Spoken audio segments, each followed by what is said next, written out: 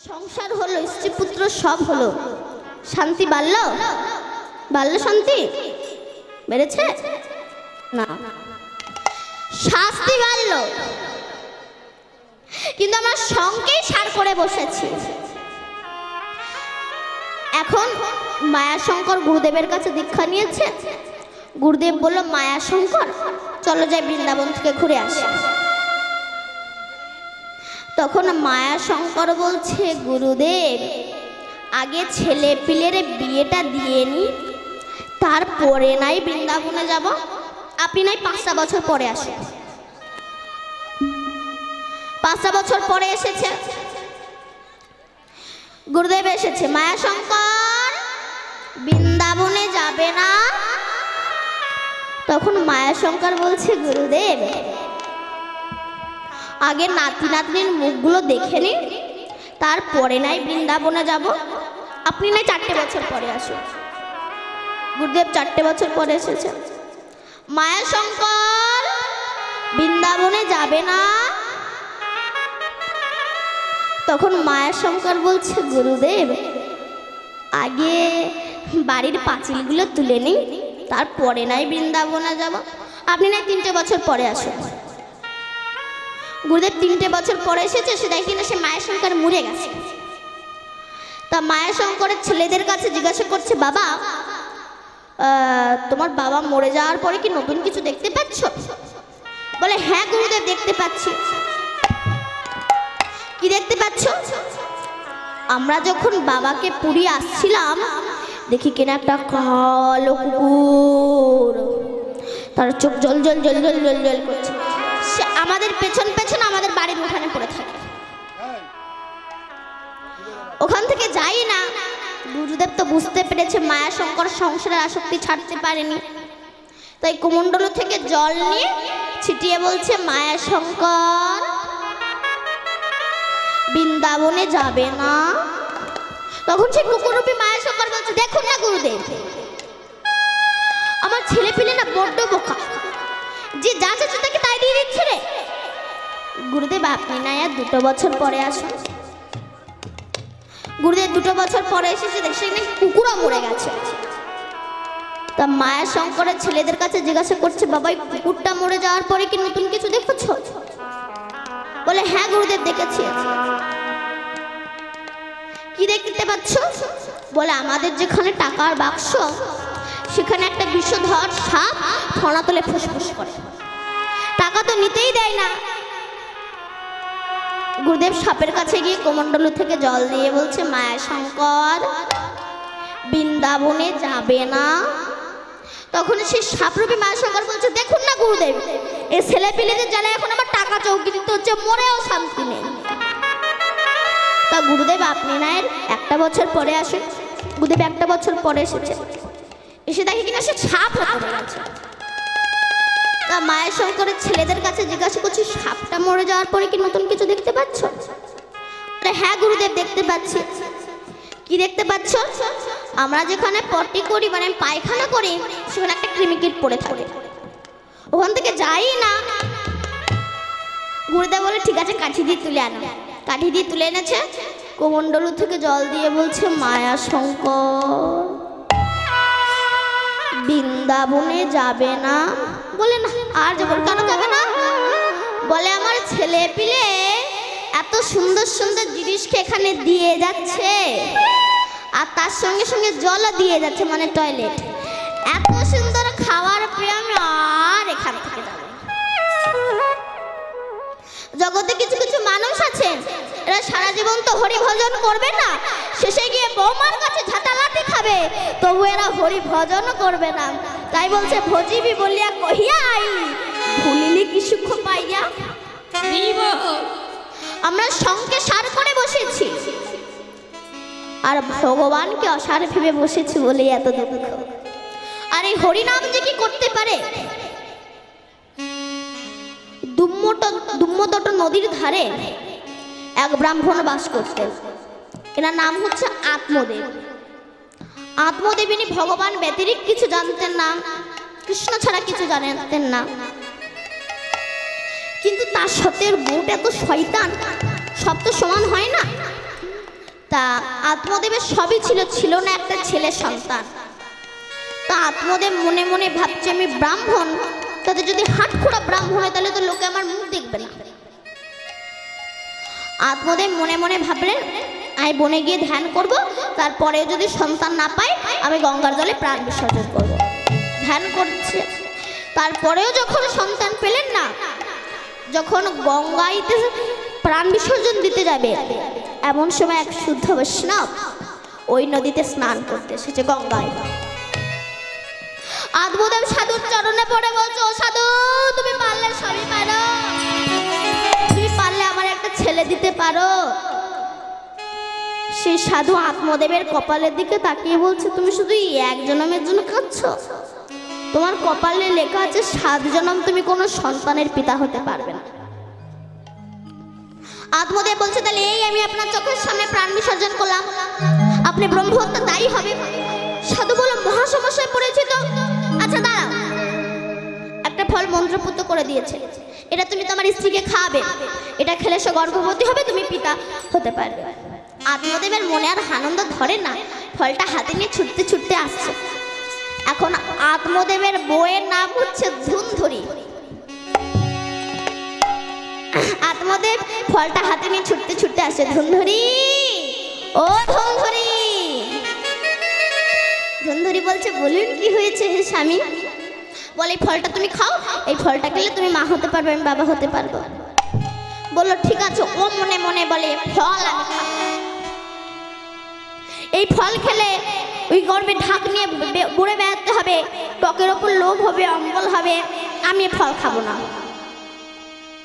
ওই ফলটা গরুকে খেতে দিয়েছিল। এখন পাশের বাড়ির বান্ধবীর বাড়ি গিয়ে বলছে, জানিস আমার স্বামী একটা আমাকে ফল দিয়েছে, ওটা খেলে আমি মা হতে পারবো। তো বলে, তা খা। বলে, না আমি খাবো না। ধর শুয়ে রয়েছি, হঠাৎ আমাদের বাড়ি ডাকাতের দল পড়লো। সবাই ছুটে পালাবে, আমি কি পেট থেকে ছুটতে পারবো? আমাকে ওখানেই মরতে হবে। ধর শুয়েছে, হঠাৎ আমাদের বাড়ি আগুন লেগে গেল। সবাই ছুটে পালাবে, আমি কি ঢাক নিয়ে ছুটে পালাতে পারবো? আমাকে ওখানেই মরতে হবে। মানে শয়তান লোকের যা বুদ্ধি। এখন ধুন্ধুরি, ওর বোনের নাম হচ্ছে সুন্দরী। সেই সময় সুন্দরী গর্ভবতী ছিল। ধুন্ধুরি সুন্দরীর সঙ্গে কন্ট্যাক্ট করলো, শোন তোর তো অনেকগুলো বাচ্চা পিলে আছে, তো তোর গর্ভে যেটা আছে ওটা আমাকে দিয়ে যাবে। সুন্দরীর বাচ্চাটা ধুন্ধুরিকে দিয়ে গেছে। ধুন্ধুরি মানুষ করে, এই জন্য মা ভালো হতে হবে, মা না ভালো হলে সন্তান ভালো হবে না। এ ছেলে যত বড় হয় তত দুরাচারী অত্যাচারী হয়ে যায়। ছাগল গরু ধরে ধরে পাতকুয়ায় ফেলে দেয়, যে কোনো পাখি হত্যা করে, লোকের বাচ্চাদের ঠাস ঠাস করে চড় মারে। মানে তার কাজ হচ্ছে শুধু আজেবাজে কাজ। আর যে এই ফলটা গরুকে খেতে দিয়েছিল, গরু গর্ভবতী হয়ে তার সন্তান হয়েছে সম্পূর্ণ মানুষের মতো, শুধু কান দুটো হয়েছিল গরুর মতো। এর নাম হচ্ছে গোকর্ণ। শ্রীমদ্ ভাগবতে আছে। গোকর্ণের সৃষ্টি হলো। গোকর্ণ শিশুকাল থেকে কৃষ্ণ ব্যতিরিক কিছু জানে না। এ হচ্ছে সাধুর দেয়া ফলের ফল, আর ও হচ্ছে মায়ের সিটিং বাক্স ফল। আত্মদেব বলল, প্রভু আমি তোমার কাছে এমন সন্তান চাইনি। এই বলে আত্মদেব বনে চলে গিয়েছে ভজন করতে। আর এ ছেলে এ পাঠা কেটে খায়, পাঠা না পেলে ব্যাং কেটে খায়, ব্যাং না পেলে শিয়াল কেটে খায়। যারা সুরা পান করে এদের কোনো জ্ঞান থাকে না, যা দেয় মনে হয় অমৃত খাই। এখন এই যে ধুমধুরি, এর কান ধরি ওঠাই আর বসায়। কেন? টাকা দে, আমি সুরা পান করবো, টাকা দে, আমি পতিতালয়ে যাব। না দিতে পারলেই মার। মারতে মারতে একদিন ধুমধুরিকে মেরেই ফেলেছে। তোমার তো ওটাই পাওনা ছিল, স্বামীর সঙ্গে বেইমানি করেছে, প্রতিফলন পাবে না? প্রতিফলন তো পেতেই হবে। এখন ধুমধুরি, ওর বোনের নাম হচ্ছে সুন্দরী, আর এই ছেলেটার নাম হচ্ছে ধুন্ধুকর। এখন ধুন্ধুকর 5 জন পতিতা মেয়েকে বাড়িতে পুষেছে। এখন তাদের খেতে দেওয়ার জন্য বাপের যা সম্পত্তি সব তো নষ্ট করে ফেলেছে। এবার চুরি করে বেড়ায়, ডাকাতি করে বেড়ায়, ছিনতাই করে বেড়ায়। তখন সেই 5 জন পতিতা ভাবলো, দেখ যদি আমরা ওর কাছে থাকি তবে আমাদের জেল খেটে মরতে হবে, এক কাজ কর ওকে মেরে ফেলে দিন। মশালে কাঠে আগুন ধরিয়ে ওই জ্বলন্ত আগুন ধুন্ধুকারের মুখের ভিতরে ঢুকিয়ে তাকে ফেলেছে। এখন ধুন্ধুকারের আত্মা তো সদ্গতি হলো না, গাছে গাছে পাতায় পাতায় অমাবস্যা রাত্রিতে জল দাও বলে কাঁদে। গ্রামের লোক অতুষ্ট হয়ে গিয়েছে। একদিন সেই যে দাদা মানে গোকর্ণ গ্রামে ঘুরতে এসে শুনতে পাচ্ছে, দাদা তুমি আমাকে বাঁচাও, আমি তোমার ভাই ধুন্ধুকর, আমাকে বাঁচাও। গোকর্ণ বৈষ্ণব মানুষ ছিল তো, বৈষ্ণবের ক্ষমা জ্ঞান থাকে তো। তখন গোকর্ণ কি করলেন, উনি ভাগবত সপ্তাহ করলেন, 7টা গাঁটওয়ালা বাঁশ পুঁতে দিলেন। পুঁতে একদিন করে ভাগবত হয়ে যায়, প্রকাশ করে একটা করে গাঁট ফেটে যায়। 7 দিন ভাগবত হয়ে গেল, 7টা গাঁট ফেটে গেল, ধুন্ধুকরের জীবাত্মাটা বহির হলো, স্বর্গ থেকে স্বর্ণ রথ এলো, ওই রথে করে গিয়ে পরমাত্মার সঙ্গে বিলীন হয়ে গেল। সেদিন কর্ণ বলেছিল যে যত মহাবড় পাপে হোক না কেন, এই হরি নাম যদি কেউ শ্রবণ করে সিদ্ধার হবেই হবে। নিতাই গৌর হরি।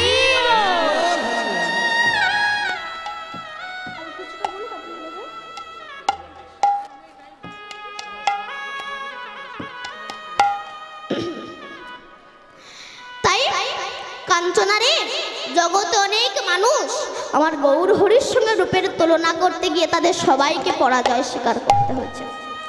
জানিস আমার গৌর হরির সঙ্গে রূপের তুলনা করতে গিয়ে এক মহা অহংকারীর কি হয়েছিল? এক মহা অহংকারীর কি হয়েছিল জানিস? সে কাউকে না জানিয়ে আত্মহত্যা করতে গিয়েছিল। তার নাম হলো সুবর্ণ সোনা।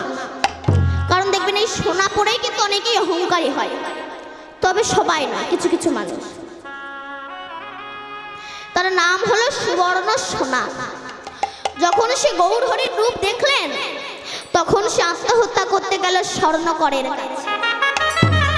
সুবর্ণ বরণ হেরি নিজ কুবর,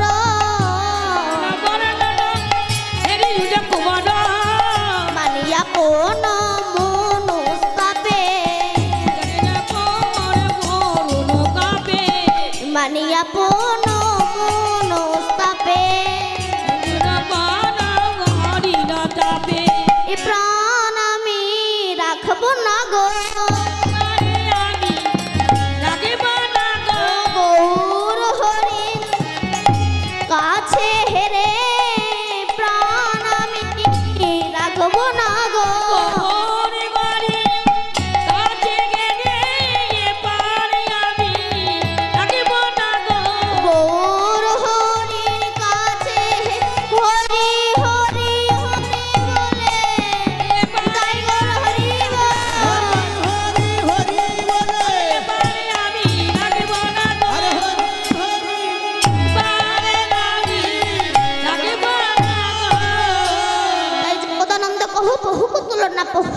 নিরুপম গৌর কিশোর জগদানন্দ দাস সে কহে এইবারে লীলা প্রকাশ হোক।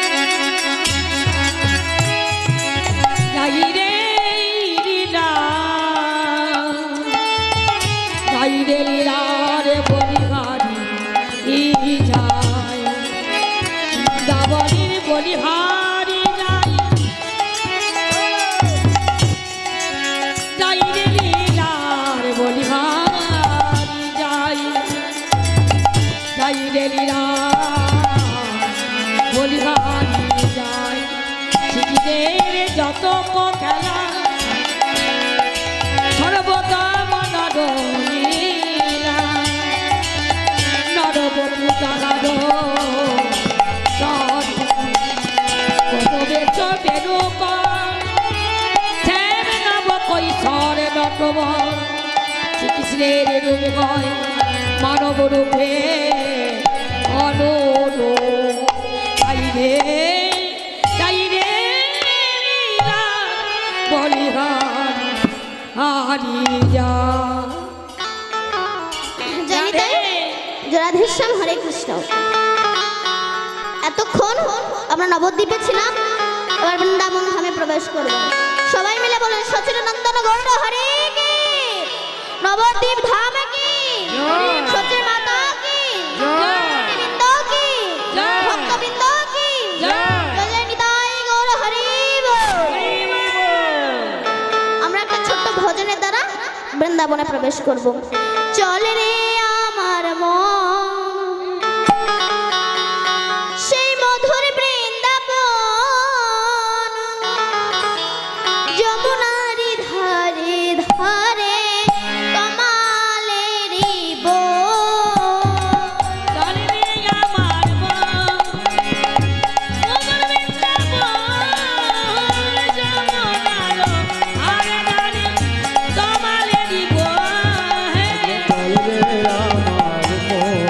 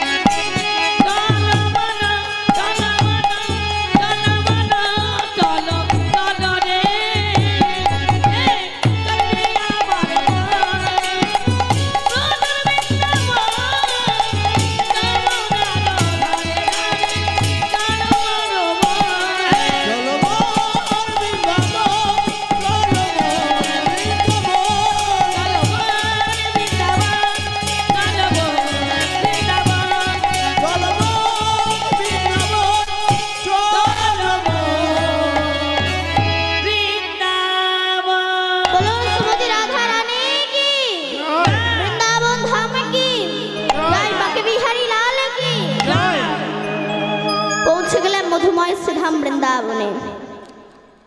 আজ এই লীলাটি আমরা আস্বাদন করব। এই লীলাটি হলো ভগবান শ্রীকৃষ্ণের রূপ বর্ণনা। আমার বৃন্দাবনেশ্বরী শ্রীমতী রাধা ঠাকুরানী অষ্টসখী পরিব্রতা হয়ে ললিতার কণ্ঠ ধরে বলছে, ওরে ললিতারে আমি যে রূপ দর্শন করে এলাম। অষ্টসখী পরিব্রতা হয়ে ললিতা, বিশাখা, চম্পক, লতিকা, ইন্দুরেখা, সুদেবী, রঙ্গদেবী, চিত্রা, সুচিত্রাদি অষ্টসখীকে সঙ্গে নিয়ে অষ্টসখী পরিব্রতা হয়ে আমার রাজরানী ললিতার কণ্ঠ ধরে বলছে, ওরে ললিতারে আজ আমি যমুনার তটমূলে জল আনতে গিয়ে কি দেখলাম জানিস? আমি দেখে এলাম তারে গোসো, দেখে এলাম তারে, দেখে গেলাম তারে গোসো,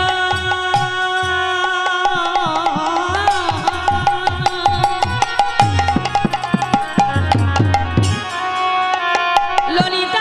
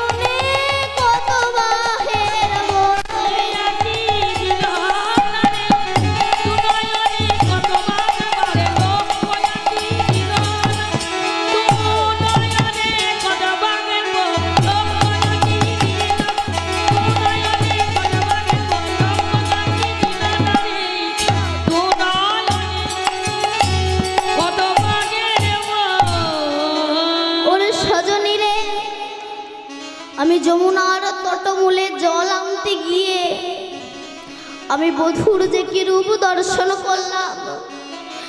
আমি এই দুই আঁখিতে কত রূপ দেখবো, তার কত দেখবো। আমি যদি গৌতম মুনিকে কাছে পেতাম, তার চরণ দুটো জড়িয়ে ধরে বলতাম, হে ঋষিবর আমার সর্ব অঙ্গে তুমি লোচন চিহ্ন করে দাও। যদি আমি গৌতম মুনির কাছে যেতে পারতাম। একদিন রামচন্দ্র এবং তার গুরুদেব বিশ্বামিত্র যখন মিথিলায় যাচ্ছিলেন, হঠাৎ দেখলেন একটা পাথরের নারী মূর্তি ঘোমটা দেওয়া। রাম বিশ্বামিত্রকে বলল, গুরুদেব এই মূর্তি কার? কার প্রতিমূর্তি? বলল গৌতম মুনির স্ত্রী। বলে পাথর পাশানি হলো কিভাবে? না, একদিন ইন্দ্র অহল্যার কাছে গিয়ে বলছে, মাগো আমি গুরুদেবের কাছে যদি চাই আমার সর্বাঙ্গে তুমি লোচন চিহ্ন করে দাও, গুরুদেব আমাকে দেবে না। কাল সকালবেলা যখন গুরুদেব স্নান করতে যাবে, সেই সময় আমি তোমাকে এসে জড়িয়ে ধরবো, তুই ছেড়ে দে বলে, তুমি ছেড়ে দে বলে ডাকবে, সেই সময় বাবা তোমার কণ্ঠের স্বর শুনতে পেয়ে ছুটে আসবে, আর যখন দেখবে আমি তোমাকে জড়িয়ে আছি, সেই সময় আমাকে অভিশাপ দেবে, আর ওই অভিশাপটাই হবে আমার আশীর্বাদ। এই বলে ইন্দ্র চলে গেছে। পরের দিন সকাল হয়েছে। আগেকার দিন কিন্তু ঘড়ি ছিল না, একটা রামসুখ বলে পাখি থাকতো। ওই রামসুখ পাখির ডাক শুনে গৌতম মুনি যখন ভজনে বেরিয়েছে, স্নান করতে গিয়েছে,